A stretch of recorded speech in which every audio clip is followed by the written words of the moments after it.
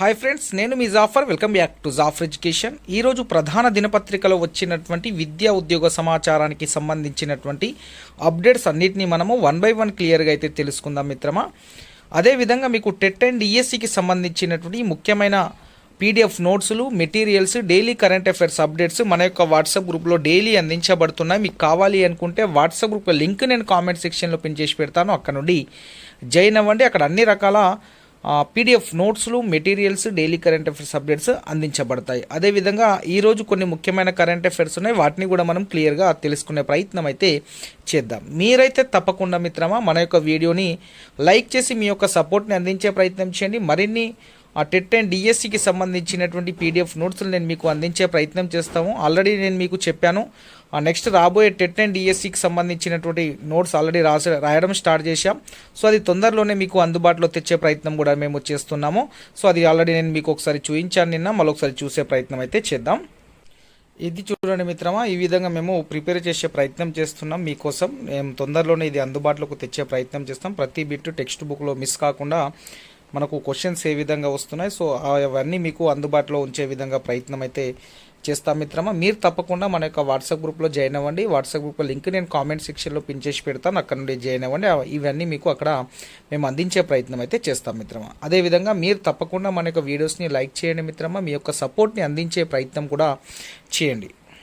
Right మిత్రమా, ఇక్కడ మనము ఈ అప్డేట్స్ కంటే ముందు ఒక చిన్న విషయాన్ని మనం మాట్లాడుకునే ప్రయత్నం అయితే చేద్దాం. ముఖ్యంగా ఇక్కడ రాబోయే డిఎస్సిలో స్కూల్ అసిస్టెంట్కి సంబంధించినటువంటి పోస్టులు ఎక్కువగా ఉండే అవకాశం ఉంది. అంటే ప్రతి నోటిఫికేషన్ మీ డిఎస్సికి సంబంధించినటువంటి ఏ నోటిఫికేషన్ చూసుకున్నా స్కూల్ అసిస్టెంట్ మిత్రులకు పోస్టులు అనేటివి చాలా తక్కువగా ఉంటాయి. వారి వారి సబ్జెక్టులలో 1, 2, 3 కంటే 4 లేదా ఎక్కువ అంటే 5, లాస్ట్కు 10 ఉంటాయి. కొన్ని జిల్లాలలో 15 ఉంటాయి. కానీ అంతకంటే ఎక్కువ ఖాళీలు అనేటివి స్కూల్ అసిస్టెంట్లో ఉండవు. కారణం ఏంటి అంటే స్కూల్ అసిస్టెంట్ పోస్టులు ఏవైతే ఉన్నాయో అవి 70% ప్రమోషన్ తోటి మాత్రమే ఫిల్ చేయడం జరుగుతుంది. 30% మాత్రమే డైరెక్ట్ రిక్రూట్మెంట్ ద్వారా తీసుకోవడం అనేది జరుగుతుంది. ఇది మనకు తెలిసినటువంటి విషయం. రైట్, ఇక్కడ ఈ వ్యవస్థ ఏదైతే ఉందో ఇక్కడ ఫర్ ఎగ్జాంపుల్ మీకు స్కూల్ డైరెక్ట్ రిక్రూట్మెంట్లో 50% ఇస్తే చాలామందికి బెనిఫిట్ అయ్యే అవకాశం ఉంటుంది కదా.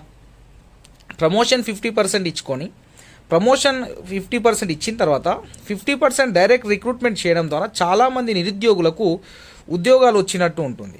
ఇక్కడ చూడండి, ఇక్కడ హెచ్జిటి మిత్రులు అయితే ఎవరైతే టీచర్స్ ఉంటారో హెచ్జిటి వీళ్ళకు ప్రమోషన్ ఇవ్వడం అనేది జరుగుతుంది వ్యవస్థ, అంటే మన విద్యా వ్యవస్థలో. ఇక్కడ హెచ్జిటి మిత్రులకు డైరెక్ట్ స్కూల్ అసిస్టెంట్ ప్రమోషన్ వస్తుంది.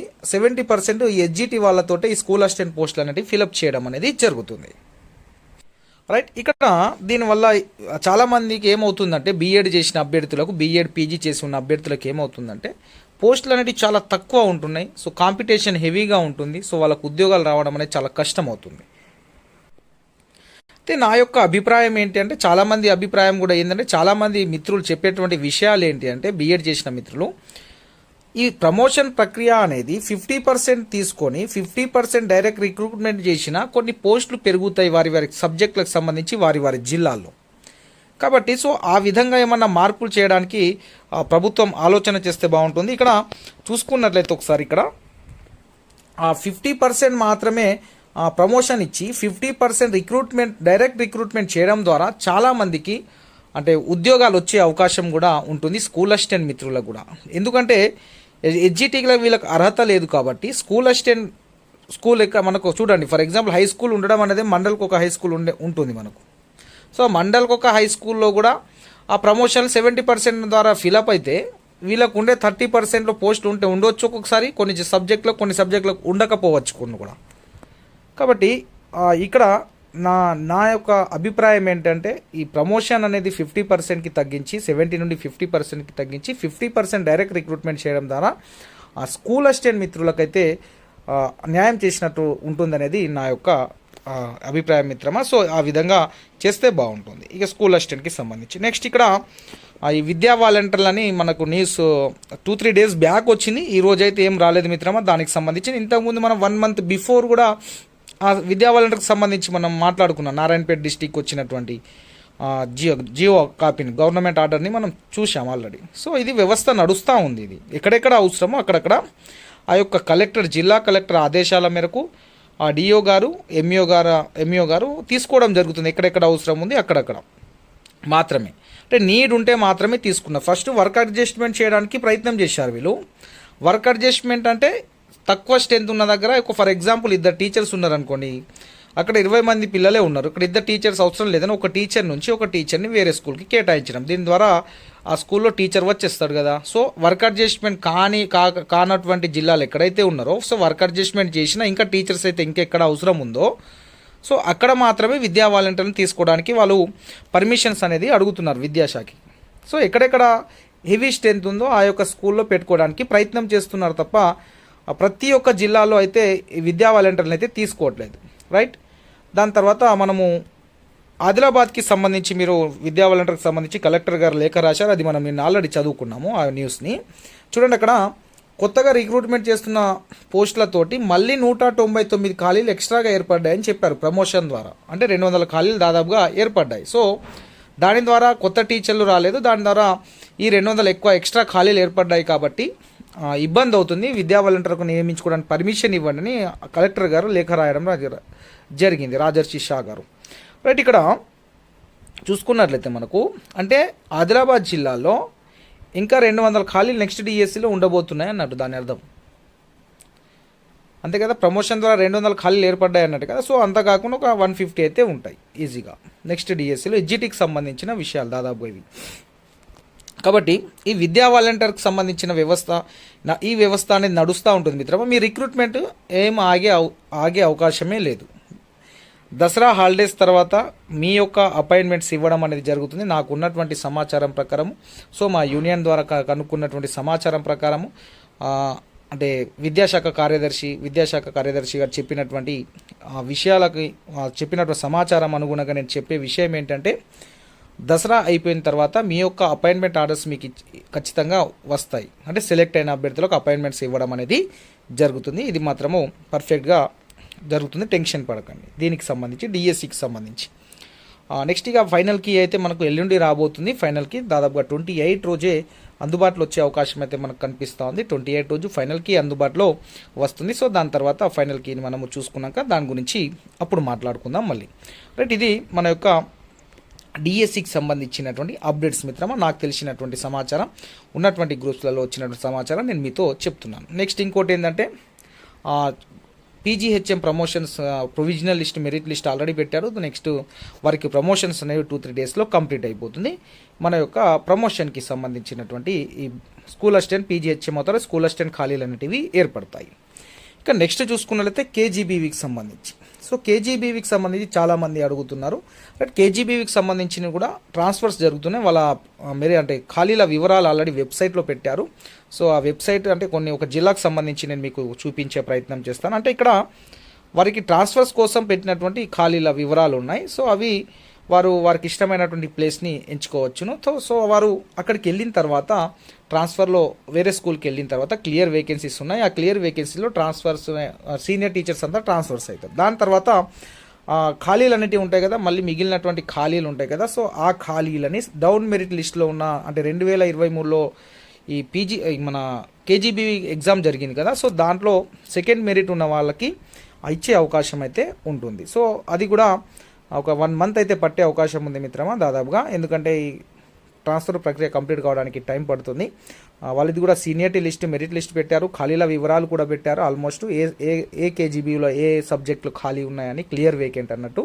సో ఆ క్లియర్ వేకెంట్లో ఈ ట్రాన్స్ఫర్స్ కంప్లీట్ అయిన తర్వాత మళ్ళీ క్లియర్ వేకెన్సీస్ పెడతారు. పెట్టిన తర్వాత మీ యొక్క జిల్లాల్లో డిఓ ఆఫీస్ల నుండి డౌన్ మెరిట్లో ఉన్న వాళ్ళకి నెక్స్ట్ మెరిట్లో ఉన్న వారికి కాల్ చేయడం అనేది జరుగుతుంది. లేదా మీకు ఏం అప్డేట్ ఉన్నా మన యొక్క వాట్సాప్ గ్రూప్లో కూడా నేను షేర్ చేస్తాను. ఏ ఒక్క జిల్లాలో కూడా తెలిసినా ఆల్మోస్ట్ అన్ని జిల్లాల్లో అదే విధంగా ఉంటుంది కాబట్టి సో నాకు తెలిసిన వెంటనే నేను మీకు మన యొక్క వాట్సాప్ గ్రూప్లో షేర్ చేస్తాను కేజీబీవీకి సంబంధించినట్టు సమాచారం. మీరైతే తప్పకుండా మన యొక్క వాట్సాప్ గ్రూప్లో జాయిన్ అవ్వండి. వీడియో చూస్తున్న మిత్రులందరూ తప్పకుండా మన యొక్క వీడియోస్ని అయితే లైక్ చేసే ప్రయత్నం అయితే చేయండి మిత్రమా. రైట్ మిత్రమా, ఇక్కడ చూసుకోండి మిత్రమా, ఆర్టీసీలో త్వరలో 3035 ఉద్యోగాల భర్తీ. ఇది దాదాపుగా 6 months నుండి ఈ యొక్క న్యూస్ చదివినట్టు అనిపిస్తుంది నాకు, 6 months నుండి. సో ఇప్పటివరకు అయితే నోటిఫికేషన్ రాలేదు. సో ఎప్పుడు వస్తుందో చూడాలి. సో దీని గురించి డీటెయిల్స్గా నేను చదవనిగా, ఎందుకంటే ఇది చెప్తూనే ఉన్నారు ఏ న్యూస్ అని, అంగన్వాడీకి సంబంధించి కావచ్చు, త్వరలోనే 11,000 భర్తీ 11,000 భర్తీ, ఇది ఈ ఆర్టీసీకి సంబంధించి. సో నోటిఫికేషన్ వచ్చిన తర్వాతనే దీని గురించి మనం మాట్లాడుకుంటే బాగుంటుంది. అప్పటి వరకు సో దీని గురించి ఈ న్యూస్ మీకు వచ్చిందని చెప్తున్నాను అంతే. నెక్స్ట్ ఇక్కడ చూసుకున్నట్లయితే మిత్రమా, 4,455 బ్యాంక్ ఉద్యోగాలు ఎల్లుండే లాస్ట్ డేట్ అయితే ఉంది. దీనికి సంబంధించి ఎవరైనా అప్లై చేసుకునే వాళ్ళు ఉంటే చూడండి. దేశంలోని ప్రభుత్వ బ్యాంకుల్లో 4,455 ప్రొబేషనరీ ఆఫీసర్లు, మేనేజ్మెంట్ ట్రైనీ పోస్టుల భర్తీకి ఈ నెల 28తో దరఖాస్తు గడువు ముగియనుంది. ఏదైనా డిగ్రీ చేసి 1/8/2024 నాటికి 20 నుంచి 30 ఏళ్ల మధ్య ఉండాలి. అప్లికేషన్ ఫీజు ఎస్సీ ఎస్టీ దివ్యాంగుల అభ్యర్థులకైతే ₹175, ఇతర అభ్యర్థులకైతే ₹850 చెల్లించాలి. ప్రిలిమ్స్ ఎగ్జామ్స్, మెయిన్స్ ఆధారంగా ఎంపికలు అనేటివి ఉంటాయి. ప్రిలిమ్స్ ఎగ్జామ్ మనకు అక్టోబర్ లేదా నవంబర్లో జరిగే అవకాశం అయితే ఉంది. ఎవరైనా అప్లై చేసుకునే అభ్యర్థులు ఉంటే అప్లై అయితే చేసుకోండి. ఇంకో విషయం మిత్రమా, మనం ఏ నోటిఫికేషన్ వచ్చినా తప్పకుండా అప్లై చేయాలి. అది ఒకటే పోస్ట్ ఉండని, 2 పోస్టులు ఉండని, 3 ఉండని. సెంట్రల్ సంబంధించినటువంటి ఏ నోటిఫికేషన్ వచ్చినా మీకు ఎలిజిబిలిటీ ఉంటే అప్లై చేసే ప్రయత్నం చేయండి. ఎందుకంటే రాయడంలో తప్పు లేదు, మీకు ఎక్స్పీరియన్స్ కూడా వస్తుంది. ఫర్ ఎగ్జాంపుల్ సిఐఎస్ఎఫ్లో కానిస్టేబుల్ ఉద్యోగాలు పడ్డాయి, మీకు ఎవరన్నా హైట్ మీ యొక్క ఎలిజిబిలిటీ ఉంటే తప్పకుండా అప్లై చేయండి మిత్రమా. సో ఈ దీంట్లో ఎందుకు మనకు వస్తుందా అనే భ్రమలో మాత్రం ఉండకండి. ఏ నోటిఫికేషన్ వచ్చినా అప్లై చేయండి, అది మనకు చాలా యూస్ఫుల్ అవుతుంది ఇన్ ఫ్యూచర్లో. సో అప్లికేషన్ ఫీజు పోతుంది కావచ్చు, కానీ మనకు అనుభవం వస్తుంది, జాబ్ కూడా వచ్చే అవకాశం ఉంటుంది. కాబట్టి ఏ నోటిఫికేషన్ వచ్చినా వదిలిపెట్టకండి. ప్రతి నోటిఫికేషన్ను అప్లై చేసుకునే ప్రయత్నం చేయండి. మన దగ్గర మొబైల్స్ ఉన్నాయి, మొబైల్స్ ఓపెన్ చేసుకోండి, వెబ్సైట్ చూసుకోండి. అఫీషియల్ వెబ్సైట్ ఏముంది, అప్లై చేసే విధానం యూట్యూబ్లో ఉంటాయి చూడండి. లేకుంటే మనకు ఈజీగానే ఉంటుంది, మనం చూసుకుంటూ మనం చదువుకుంటూ అప్లై కూడా చేసుకోవచ్చు. కాబట్టి నా ఒక అభిప్రాయం ఏంటంటే ఏ నోటిఫికేషన్ వచ్చినా అది సెంట్రల్దా స్టేట్దా మన ఎలిజిబిలిటీ ఉంటే, మన క్వాలిఫికేషన్కు మనకు ఎలిజిబిలిటీ ఉంటే తప్పకుండా వాటికైతే అప్లై చేయండి. మర్చిపోకండి మిత్రమా, ప్రతి ఒక్కరూ ఏ నోటిఫికేషన్ వచ్చినా అప్లై చేసే ప్రయత్నం చేయండి. మీ యొక్క క్వాలిఫికేషన్కి అనుగుణంగా ఏ నోటిఫికేషన్ ఉన్నా అప్లై అయితే చేయండి. ఎందుకంటే మనకు చాలా యూస్ఫుల్గా ఉంటుంది, జాబ్స్ కూడా వచ్చే అవకాశం ఉంటుంది. కాబట్టి తప్పకుండా వాటినైతే మీరు అప్లై చేసుకునే ప్రయత్నం అయితే చేయండి. ఏ ఉద్యోగాలు వచ్చినా మర్చిపోకండి. నెక్స్ట్, గాడి తప్పుతున్న విద్యా వ్యవస్థ. వనపర్తి జిల్లాలో ఒక రెగ్యులర్ ఎంఈఓ కూడా లేరు. 6 ఇన్ఛార్జ్ ఎంఈఓలకు 15 మండలాల బాధ్యతలు. నష్టపోతున్న హోమ్ స్కూల్ స్టూడెంట్లు. ఇక్కడ చూసుకున్నట్లయితే ప్రతి జిల్లాల్లో కూడా ఎంఈఓలు అయితే లేరు, రెగ్యులర్ ఎంఈఓ లేరు, అంతా ఇన్ఛార్జ్ వ్యవస్థనే నడుస్తూ ఉంది ప్రజెంట్ కూడా. సో ఇక్కడ ఆ విద్యా వ్యవస్థ అయితే అంటే సూపర్విజన్ అనేది లేదండి, పర్యవేక్షణ అనేది చాలా తగ్గింది. కాబట్టి అదేవిధంగా కమిట్మెంట్ తోటి పనిచేస్తే అంటే మనం ఏదైనా సక్సెస్ సాధించవచ్చు. సో దీనికి సంబంధించి నేను ఎక్కువైతే మాట్లాడదలుచుకోలేదు. సో మనం మళ్ళీ తర్వాత ఎప్పుడన్నా సందర్భం వస్తే మాట్లాడదాం. అది విద్యా వ్యవస్థకు సంబంధించి ఏదైతే ఆ విధంగా ఉంది. ముఖ్యంగా ప్రతి స్కూల్లో టీచర్స్ని అయితే ఫస్ట్ ఆఫ్ ఆల్ టీచర్స్ అయితే ఉండే విధంగా చూడాలి. ప్రతి స్కూల్లో మినిమం ఒక 2 టీచర్స్ ఉంటేనే సో కరెక్ట్గా ఉండే అవకాశం అయితే ఉంటుంది. నెక్స్ట్, ఇక్కడ పిఎంవై వినియోగంలో మన రాష్ట్రం అనేది 9వ స్థానంలో ఉంది. సో దీన్ని జాగ్రత్తగా గుర్తుంచుకునే ప్రయత్నం చేయండి. బీఆర్ఎస్ ఇక్కడ ఒక విషయాన్ని చూసుకున్నట్లయితే వినియోగంలో తెలంగాణ వెనుకంజలో ఉంది. సో ఇప్పటికైతే 9వ స్థానంలో మన తెలంగాణ రాష్ట్రం ఉంది మన పిఎంవైకి సంబంధించి వినియోగంలో. ఇది ఆరోగ్యశ్రీ ప్లేస్లో పిఎంవై అని తీసుకొచ్చారు, అంటే సెంట్రల్ వాళ్ళు. సో ఇక్కడ మన తెలంగాణలో అయితే ఆరోగ్యశ్రీ నడుస్తుంది, దానిలో పిఎంవైని వీరు మన తెలంగాణ వాళ్ళు తీసుకోవడం అనేది కూడా జరిగింది. నెక్స్ట్ అప్డేట్ ఇక్కడ చూసుకున్నట్లయితే థాయిలాండ్లోని పటాయాలో శనివారం ట్రాన్స్జెండర్లకు మిస్ ఇంటర్నేషనల్ క్వీన్ 2024 పేరిట అందాల పోటీలు నిర్వహించారు. పెరూకు చెందిన కేటాలినా మర్సానో విజేతగా నిలిచారు. ఇది ట్రాన్స్జెండర్కి సంబంధించి థాయిలాండ్లో నిర్వహించారు. సో దీంట్లో మిస్ ఇంటర్నేషనల్ క్వీన్ 2024 పేరిట అందాల పోటీ నిర్వహిస్తే దీంట్లో పెరూకు చెందినటువంటి కేటాలినా మర్సోనా విజేతగా నిలిచారు. సో జాగ్రత్తగా గుర్తుంచుకునే ప్రయత్నం చేయండి.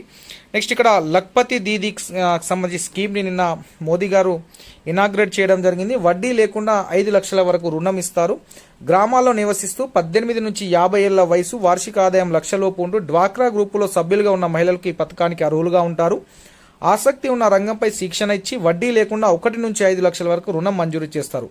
ఆధార్, బ్యాంక్ పాస్బుక్, అదేవిధంగా డ్వాక్రా గ్రూప్ మహిళలకు అయితే ఇది అవకాశం ఉంటుంది డ్వాక్రా గ్రూప్ మహిళలకు. సో ఇది అంగన్వాడీ మహిళా అభివృద్ధి శాఖ ఆఫీస్లో వీటి యొక్క వివరాలు మీరు తెలుసుకోవచ్చును. సో ఎవరైనా డ్వాక్రా గ్రూప్ మహిళలు ఏదన్నా పని మీద ఇంట్రెస్ట్ ఉంటే దాని మీద శిక్షణ ఇచ్చి వాళ్ళే రుణం కూడా ఇవ్వడం అనేది జరుగుతుంది. వితౌట్ ఇంట్రెస్ట్ అనేది ఇస్తారు. ఈ యొక్క పథకం పేరు లక్పతి దీది అని గుర్తుంచుకునే ప్రయత్నం కూడా చేయండి. నెక్స్ట్ ఇక్కడ చూసుకున్నట్లయితే 5600 ఏళ్ల నాటి మెంగా డోల్మెన్లోకి దారి తీసిన ఇరుకైన ద్వారం. సో ఇది మనకు థాయిలాండ్లో అనుకుంటా.